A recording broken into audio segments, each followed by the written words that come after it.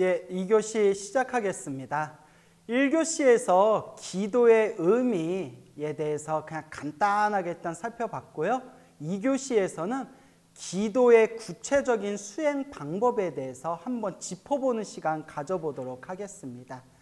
자, 부처님의 수행 방법은 크게 두 가지의 덩어리로 나눌 수 있다 말씀드렸죠. 그래서 자력 수행과 타력 수행이라고 말씀드렸고요. 우리가 말하는 기도라는 의미는 타력 수행에 들어간다. 타력, 남에게 힘을 빌려서 나아가는 거. 여기서 말하는 남은 누구를 뜻할까요? 그렇죠. 불보살님을 뜻합니다. 거룩하신 불보살님의 가피, 에너지, 힘에 의지해서 조금 더 수월하게 나아가고자 하는 수행이 타력 수행, 타력 법문이 되겠습니다. 이 타력 수행에 대한 부분은 대승경전에서 집중적으로 다루어지게 됩니다. 사실 니까야라든가 아함경 같은 초기 경전에서도 불보살님께 보살님에 의지하진 않고 거룩하신 부처님께 의지하는 혹은 불, 법, 승, 삼보에 의지하는 그런 어떤 타력적인 의미가 있기는 있지만 조금 이렇게 숨겨져 있다면 대승경전에서는 본격적으로 부처님과 혹은 수많은 보살님들의 타력의 에너지에 힘입어서 수행하고 힘을 받고 도움을 받고 의지한다는 부분을 아주 강하게 드러내고 있습니다. 그래서 대승경전에 보면 모든 경전마다 불보살님의 가피에 대해서 이야기하고 있지만 본격적으로 지장경 같은 경전에서는 지장보살의 가피에 대해서 이야기하고 있고요. 법화경에서도 법화경의 가피, 그리고 법화경 안에 관세음보살 보문품이라고 있죠. 또 약사경에 보면 약사열에 대한 가피, 이와 같이 수많은 경전들마다 이 불보살님의 에너지에 대한 가피에 대해서 말씀하고 계십니다. 자, 제가 가피라는 단어를 계속 쓰고 있죠. 근데 불자님들이 여러분 기도해서 가피 받으세요 라는 표현을 쓰면 그냥 가피가 무엇인지는 대충 머리로는 조금 이해가 되는 듯한데 딱 부러지게 가피란 이런 것입니다 라고 정의를 잘 못 내리시더라고요. 그래서 제가 가피에 대해서 먼저 한번 간단하게 설명을 드리자면, 자, 가피라는 것은 쉽게 말하면 이제 은혜입니다. 불보살님의 은혜, 불보살님의 힘, 불보살님의 에너지. 근데 우리가 가피라는 단어를 옛날 선지식께서는 어떻게 이제 명쾌하게 설명을 하셨냐면, 가라는 것은 더할 가자에 더하다, 더하여 주다, 더하다, 더할까. 피자는 입을 피자에 입다, 그걸 받다, 입다라는 뜻이야. 입을 피, 받을 피. 그래서 더하다, 입다. 그래서 우리가 불보살님께 은혜를 받는다라고 표현했을 때 불보살님이 은혜를 주시는 것을 가라고 해요. 불보살님이 은혜를 주시다, 더할까. 불보살님이 은혜를 더하여 주시다. 그래서 더할까라고 부르고요. 중생은 그 은혜를 어떻게 하죠? 그 은혜를 받지 않습니까? 그래서 그 은혜를 받고 그 은혜를 입기 때문에 중생 입장에서 입을 피라고 하는 겁니다. 그래서 가피라고 하면 부처님 입장에서 중생에게 주는 것을 더할가라고 표현하고요.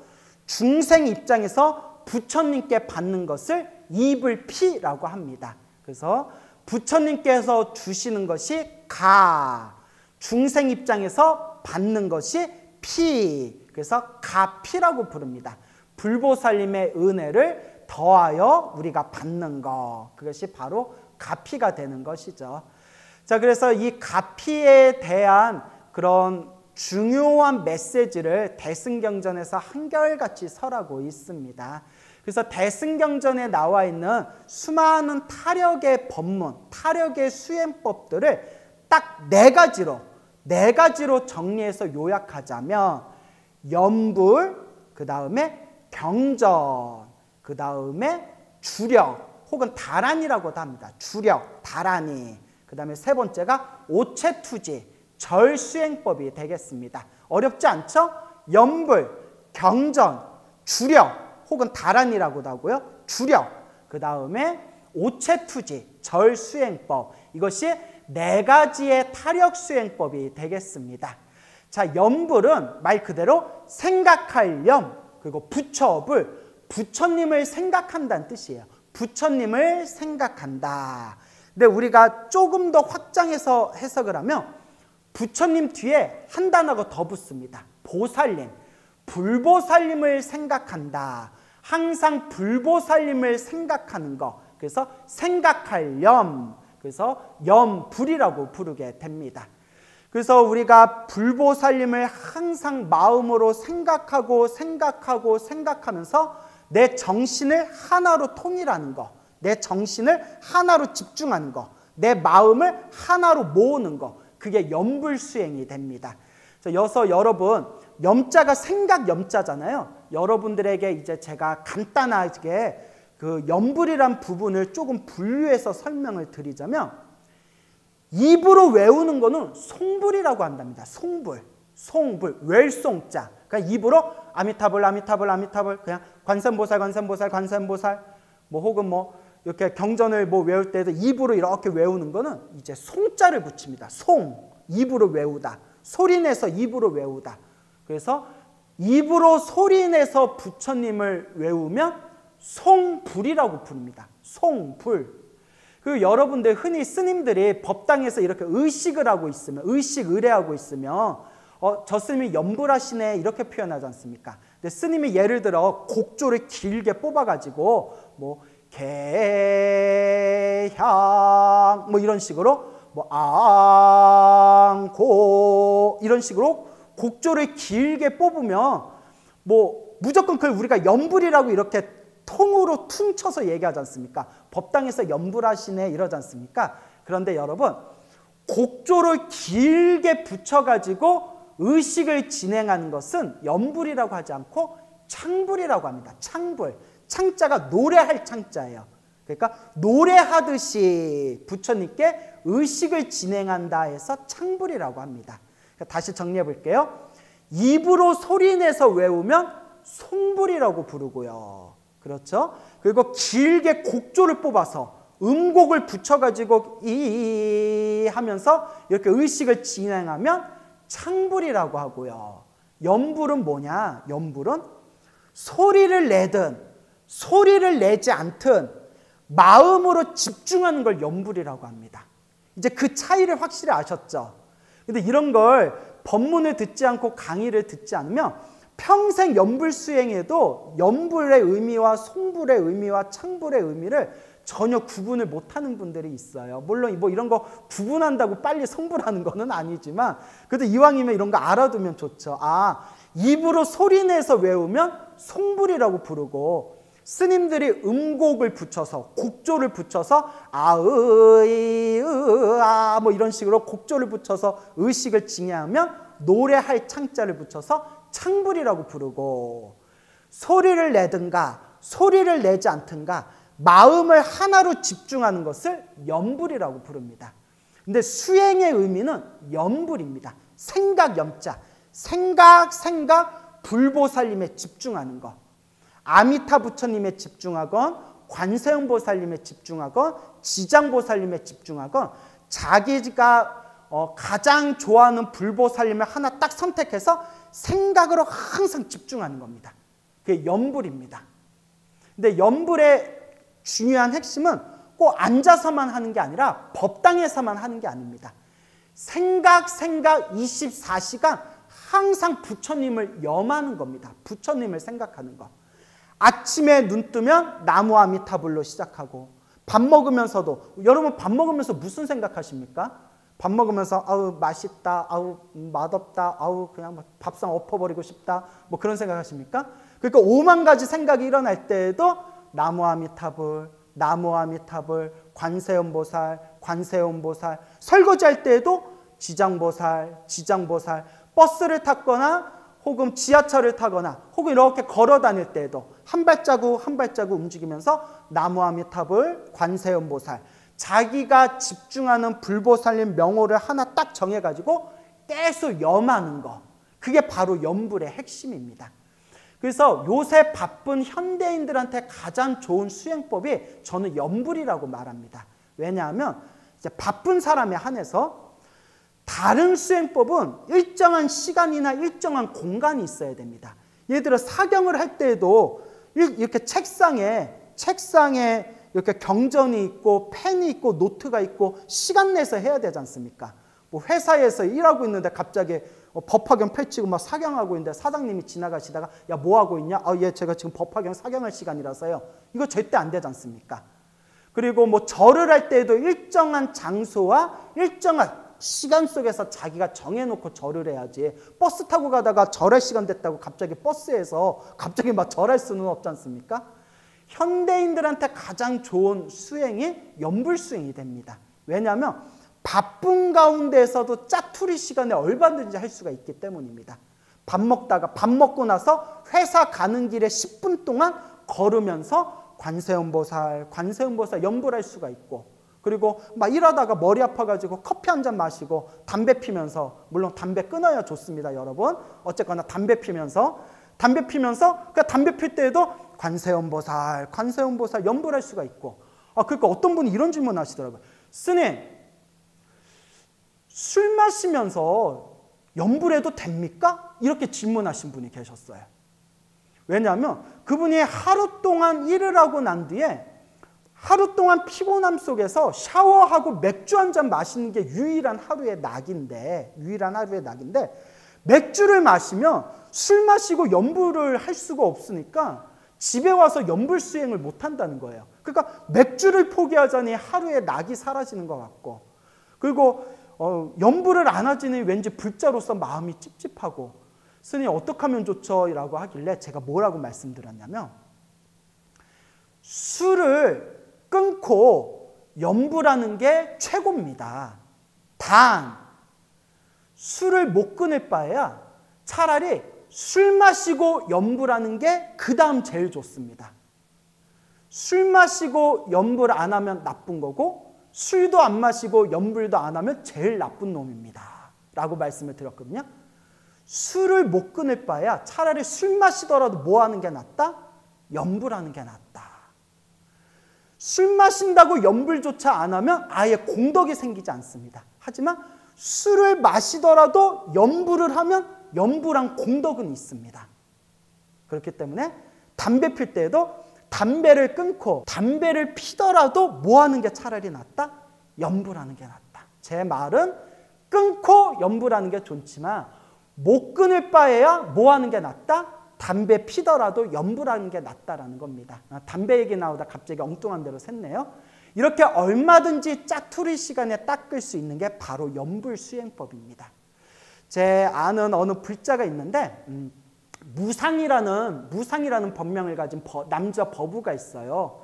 정말 업장이 두꺼운 중생이었는데 전생에 한 가닥 성근이 있었는지 광우 스님을 만나가지고 광우 스님한테 지장기도를 배워서 열심히 지장기도를 해가지고 엄청나게 업장소멸한 아주 훌륭한 그런 청년 법우가 있어요. 제가 소나무에서도 2번이나 소개한 법우인데, 이 친구가 정말 전생에 성근이 있는지 업장이 두꺼운 사람들은 아무리 기도하라고 해도 말을 잘 안 들어요. 그 희한한 패턴이 있어요. 업이 두꺼운 사람들은 기도하라고 해도 기도에 집중을 못하고, 그리고 기도를 하고 싶어하는 마음을 잘 못 내요. 근데 이 친구는 정말 기도를 열심히 해서 자신의 팔자를 많이 바꾼 친구인데, 이 친구한테 숙제를 내줬어요. 여러분 개수기라고 아시죠? 누를 때마다 숫자가 하나씩 떼까떼까 올라가는 거, 카운터기라고 하나요? 카운터기, 개수기라고 있는데 숫자 계산하는 기계, 그걸 조그만 게 있어요. 미니 개수기가 있는데 그걸 이게 손가락에다 끼는 거거든요.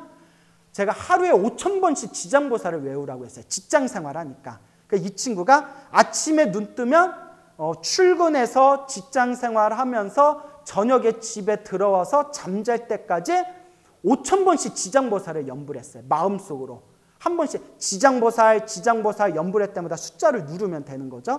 그러니까 많이 할 때는 하루에 7, 8,000번 할 때도 있고, 아무리 못해도 하루에 5,000번 숙제를 매일매일 했대요.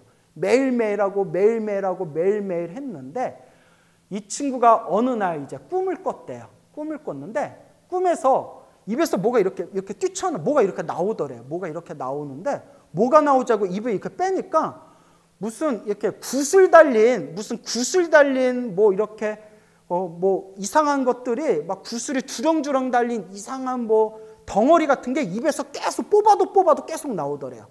뽑아도 계속 나오다가 왁 하고 그걸 다 토해냈대요. 왁 하고 그걸 완전히 다 토해냈는데, 그걸 다 토하고 나고 꿈속에서도 너무나 개운하고 시원하더래요. 너무나 개운하고 시원한 상태에서 눈을 딱 떴는데, 눈을 뜨는 순간 머리가, 자기가 태어나서 그런 경험은 처음이었대요. 머리가 가을의 해맑은 저 하늘 마냥, 가을의 푸르른 해맑은 하늘 마냥 머리가 너무 맑고 깨끗하더랍니다.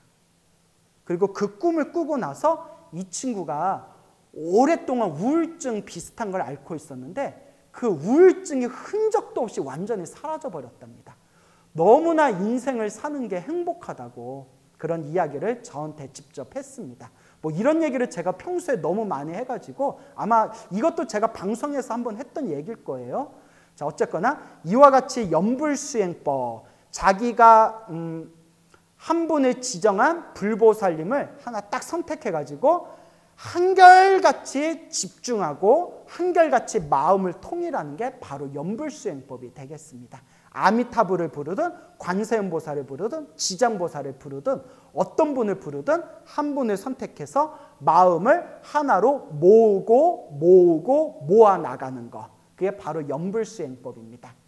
자, 두 번째는 경전수행법인데, 경전수행법은 크게 세 가지로 나눠집니다. 경전수행법은 그 세 가지가 무엇이냐? 첫째는 입으로 외우는 독경수행입니다. 흔히 우리는 독송이라고도 부르죠. 뭐 금강경 독송, 뭐 법화경 독경, 뭐 이렇게 부르죠. 독송이나 독경이나 같은 말입니다. 이제 입으로 외우다라는 뜻이 있는데, 자, 부처님의 경전을 보면서 입으로 외우는 것을 독경수행이라고 합니다. 그래서 금강경을 독경하거나 뭐 법화경을 독경하거나 지장경을 독경하거나 또 혹은 천수경을 독경하거나 부처님의 경전을 독경하는, 입으로 외우는 독경수행, 이게 첫 번째고요.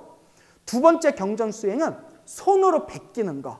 손으로 베끼는 거면 무슨 수행이죠? 사경수행이죠. 손으로 한 글자 한 글자 정성스럽게 경전을 베끼는 것을 이제 사경수행이라고 합니다. 그래서 사경수행, 두 번째 사경수행. 세 번째가, 이건 조금 어려운 표현인데요, 간경수행이라고 있습니다. 간경, 간자가 볼간자예요. 볼간자인데 간. 야, 너 지금 간 보냐? 뭐라는 표현 있죠? 근데 이제 그 말이 그 말인지 모르겠는데, 자, 이제 볼간자, 한자로 볼간자를 쓰는데, 간경수행은 소리를 내든 내지 않든, 손으로 쓰든 안 쓰든 부처님의 경전 한 구절 한 개송을 무슨 의미인지 뚫어지듯이 음미하면서 보는 것을 간경수행이라고 합니다. 간경수행. 부처님의 경전의 의미 하나하나를 되새기고 음미하면서 경전을 보는 것을 간경수행이라고 합니다.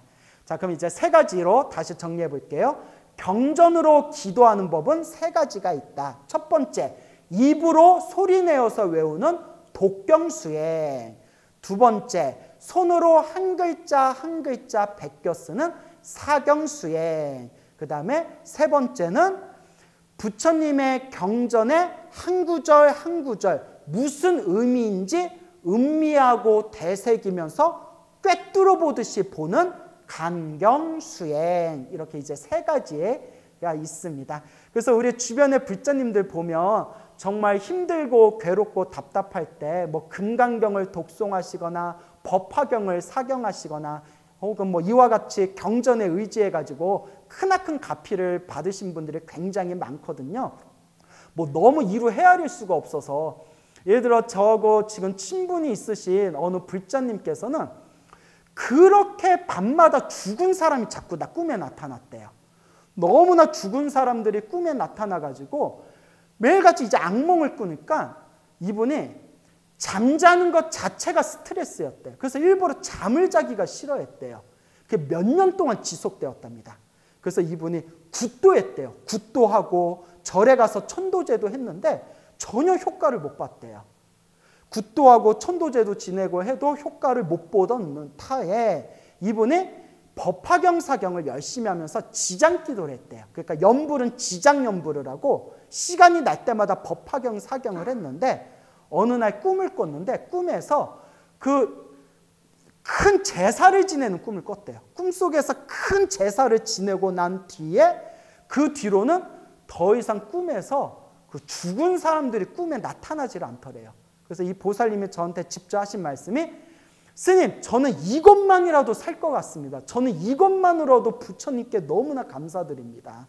몇 년 동안 매일같이 악몽을 꿔가지고 그냥 매일 밖에 나가서 직장 생활을 해야 되고 너무나 몸이 피곤한데도 밤마다 잠을 잘 수가 없고 잠자는 게 너무 스트레스였는데 꿈자리가 편안해지고 잠자리가 편안해진 것만으로도 저는 부처님 가피 받았습니다 라고 너무나 고마워하고 기뻐하시는 또 그런 분이 계셨습니다. 뭐 이외에도 굉장히 수많은 그런 가피를 받으신 분들이 계시죠. 자, 그 다음에 세 번째는 주문 수행이 있습니다. 자, 우리가 주문이라고 할 때 이 주문은 우리가 흔히 만트라라고 부르거든요. 산스크리트어로 만트라라고 하는데 만트라에는 주문에는 불보살님의 신비한 에너지, 신묘한 에너지가 함축되어져 있답니다. 그래서 우리는 보통 주문을 해석하지 않는 걸 원칙으로 삼거든요. 그래서 주문을 해석하지 않는 것을 원칙으로 삼 때 무슨 뜻인지 몰라도 그 주문을 외움으로써 그 주문에 마음을 집중하면 저절로 그 주문에 담겨져 있는 그 에너지를 우리가 듬뿍 받아갈 수가 있다고 합니다. 그래서 이와 같은 주문 수련이 유독 발달한 종파가 바로 밀교입니다. 밀교. 그리고 이 인도 밀교의 마지막 형태가 그대로 전해진 게 티베트 불교거든요. 그래서 지금도 티베트 불교는 수많은 수행법들 중에서도 이 주문을 외우는 수행법이 굉장히 발달해 있습니다. 그래서 우리가 주문 수행법이라고 표현을 하는데 우리가 흔히 진언하고 다란이를 따로 해석을 합니다. 한국 불교에서는. 근데 여러분 원래 진언은 부처님의 신비한 에너지가 담겨져 있는 부처님의 신묘한 에너지가 함축되어져 있는 참진, 말씀은 참된 말씀을 진언이라고 부르고요. 우리가 다란이라고 했대. 신묘장구 다란이. 다란이라는 표현을 쓸 때 이 다란이는 부처님의 지혜와 부처님의 위신력이 함축되어져 있다라는 의미가 있고요. 또 총지라고도 불려요. 총지. 총지라는 것은 모든 것이 함축되어져 있음이란 뜻이에요.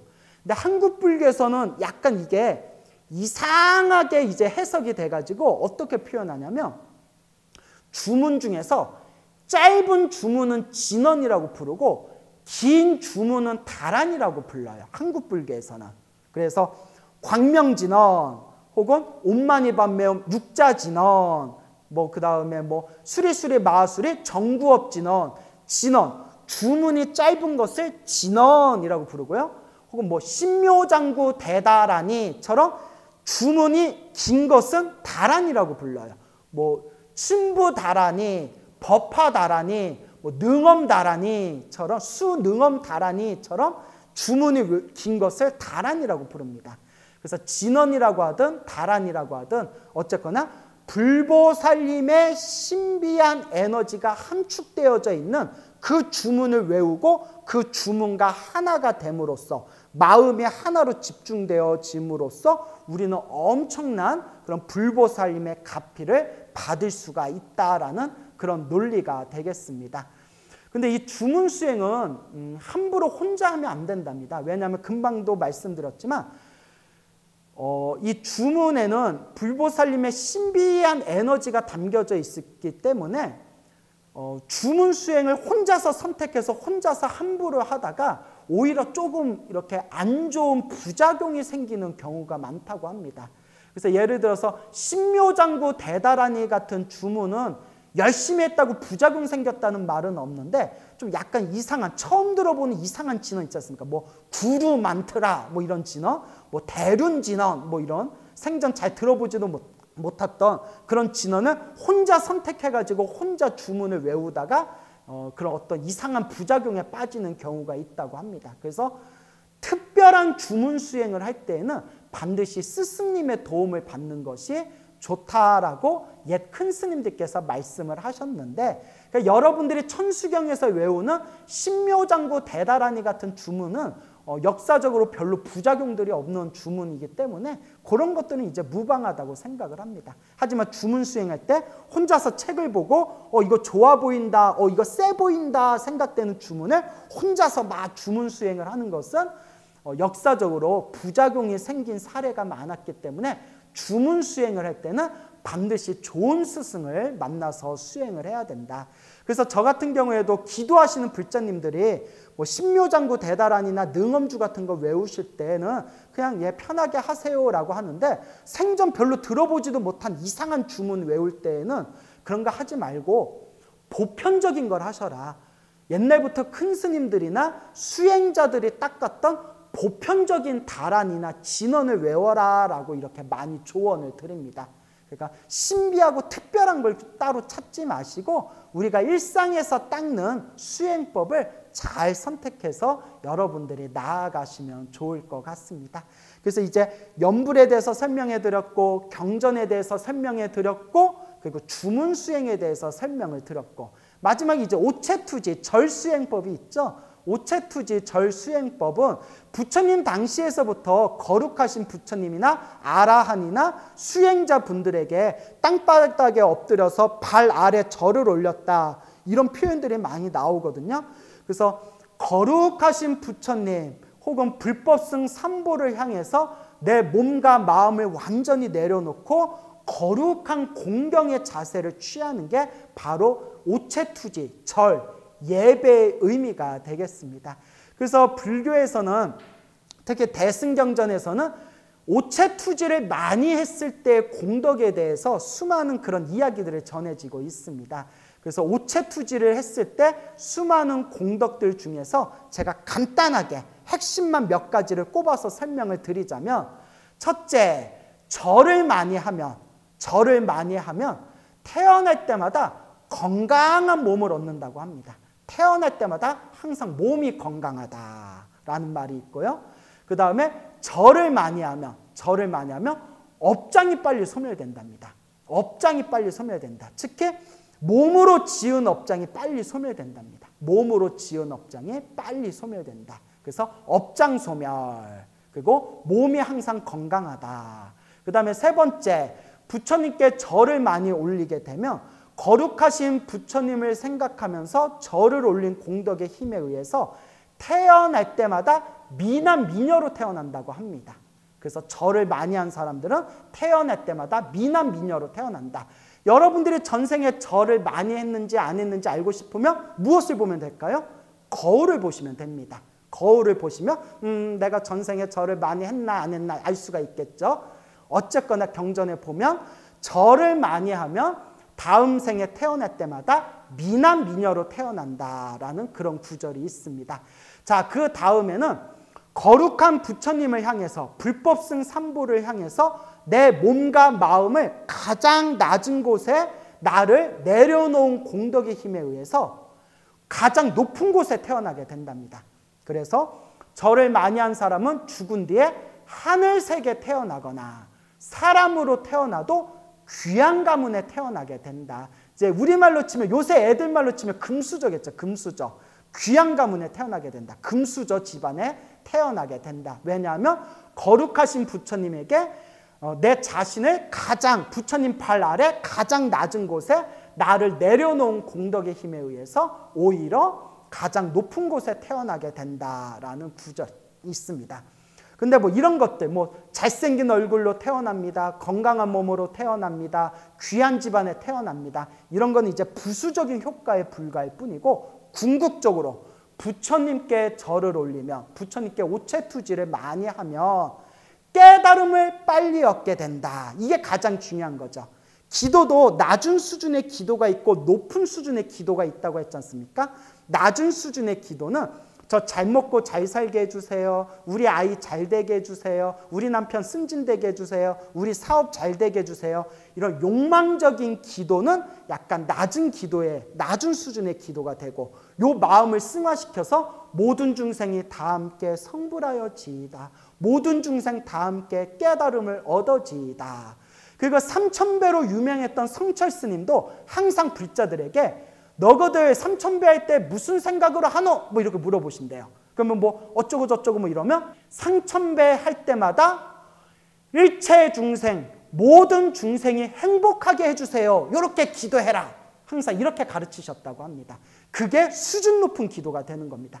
모든 중생이 행복하기를 바라는 마음으로 절을 하는 것, 기도를 하는 것. 그것이 바로 우리가 성불로 나아가는 깨달음의 길로 승화시킬 수 있는 그런 진정한 의미의 기도가 될 수 있는 것입니다. 그래서 이와 같은 4대 기도법이 있습니다. 염불기도법, 그 다음에 경전을 통해서 기도하는 법. 경전을 통해서 기도하는 법 3가지 말씀드렸죠.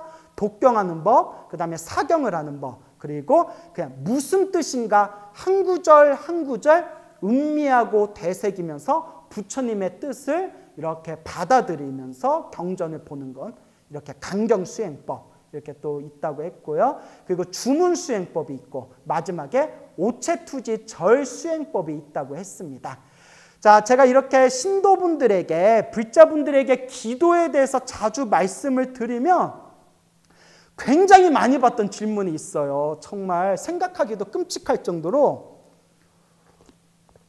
했던 얘기 또 하고 또 하고 또 물어보고 또 물어보고, 아마 제 팬분 중에 이거 보시는 분들은 눈치채셨을 텐데, 스님 무슨 기도를 해야 효과가 빨라요? 내가 이거 아주 지긋지긋해 죽겠어요.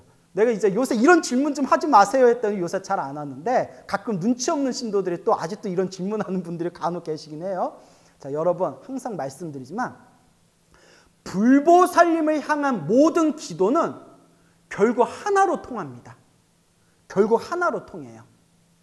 근데 여러분, 스님 이렇게 절에 다니다 보니까 어느 스님은 이 기도가 더 낫다 그러고 어떤 분은 저 기도가 더 낫다고 그러는데 저희가 헷갈려요. 스님 어떤 기도가 더 좋아요? 자, 제가 명쾌하게 몇 번이나 말씀드렸지만 다시 명쾌하게 말씀드릴게요.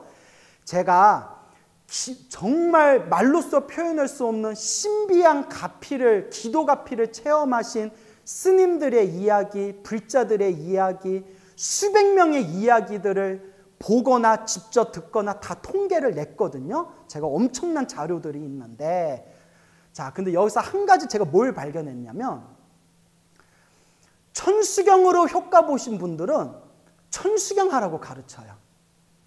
금강경으로 효과 보신 분은 금강경 하라고 가르쳐요. 법화경으로 효과 보신 분은 뭐 하라고 가르칠까요? 법화경 하라고 가르쳐요. 지장경으로 효과 보신 분은 지장경 하라고 가르치고요. 관음기도로 가피받은 분들은 관음기도 하라고 가르쳐요. 이 말은 다 자기가 경험한 수준에서 사람들한테 가르쳐주는 거예요.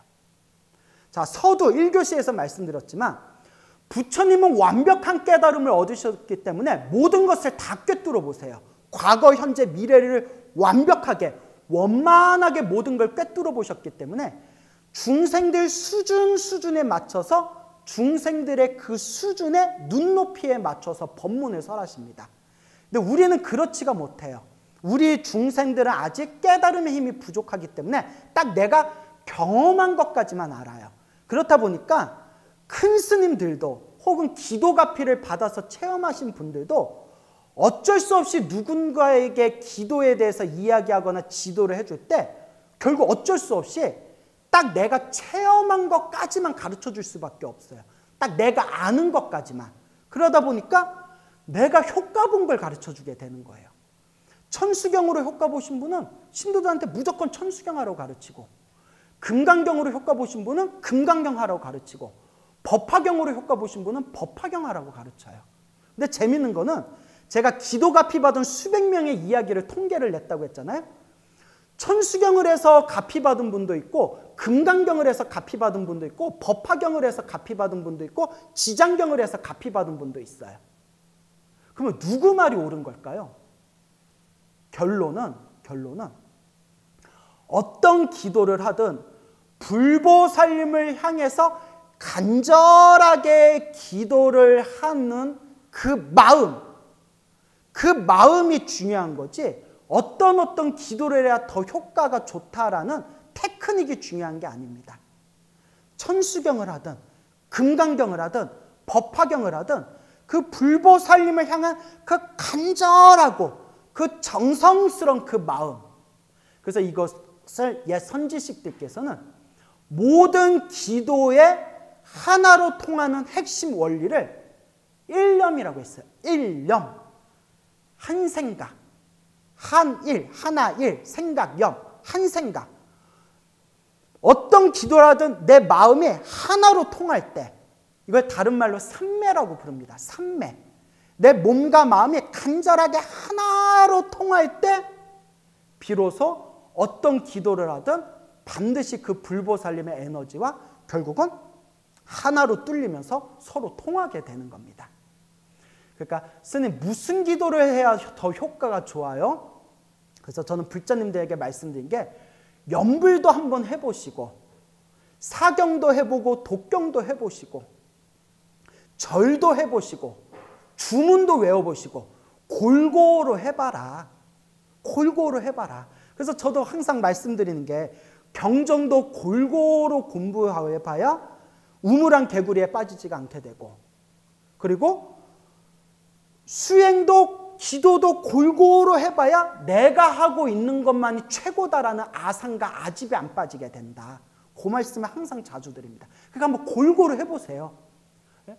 이번 달은 연불도 해보고 다음 달은 사경도 해보고 또 다다다음 달에는 한번 하루에 막 500배씩 절도 해보고 또 다음 내년에는 한번 주문 능엄주도 해보고 골고루 하고 하다 보면 나한테 딱 집중되고 나한테 딱 맞는 수행법이 있습니다. 그러면 그걸 이렇게 닦아나가시면 되는 거예요. 그래서 흔히 비유가 맞는지 모르겠어요. 어르신들이 그런 얘기 하잖아요. 얘들아, 연애 많이 해봐라. 비유가 맞나요? 갑자기? 연애도 많이 해봐야 좋은 남자 만난다. 연애도 많이 해봐야 좋은 여자 만난다. 뭐 그런 얘기 하시지 않습니까? 견문이 넓어져야 된다. 그와 같이 수행도 기도도 골고루 해봐야 장단점을 알 수가 있어요. 그리고 나한테 뭐가 맞는지를 스스로 선택할 수가 있어요. 그러니까 한번 골고루 해보세요. 어떤 수행이 더 낫냐라는 게 있는 것이 아니라 어떤 기도를 하든 내가 얼만큼 간절하게, 얼만큼 정성스럽게 하냐, 일념, 그것이 가장 중요한 것이다 라는 것을 꼭 명심하시길 바랍니다. 그래서 이와 같이 여러분들의 한 생각 일념으로 기도하고 정진하시다 보면 나한테 맞는 것을 점점 발견하게 될 거다. 그리고 나한테 맞다고 생각되던 기도법이 시간이 지날수록 좀 바뀔 때도 있어요. 예전에는 사경하는 것보다는 신묘장구 대다라니를 외우는 게 더 좋았는데 언젠가부터는 신묘장구 대다라니보다 법화경을 사경하는 게 훨씬 더 집중이 잘 되고 마음이 편안해질 때가 있어요. 그때는 수행 방법을 좀 바꾸셔도 돼요. 법화경 사경하다가 금강경을 읽었더니 너무나 금강경이 좋은 거예요. 그러면 다 금강경 독송으로 기도 방법을 좀 바꾸셔도 돼요. 금강경 독송을 하다가 어느 순간 아미타경 무량수경 읽고 나서 나는 다음 세상에 아미타 극락세계 태어나고 싶다라는 간절한 마음이 생기면 그때부터는 나무 아미탑을 연불을 하시면 되는 겁니다. 어떤 기도를 하든 기도를 한 만큼 반드시 공덕이 생기고, 어떤 기도가 더 낫냐 못하냐의 문제가 아니라 어떤 기도를 하든 간절하고 정성스러운 이 일념이 있다면, 이 간절한 한 생각이 있다면 모든 기도는 하나로 통하게 된다라는 것을 여러분들이 꼭 마음에 명심하시고 되새기시기 바랍니다. 눈 깜짝할 사이에 2교시가 지났네요. 잠깐 쉬는 시간 가진 뒤에 여러분들 3교시에 뵙도록 하겠습니다.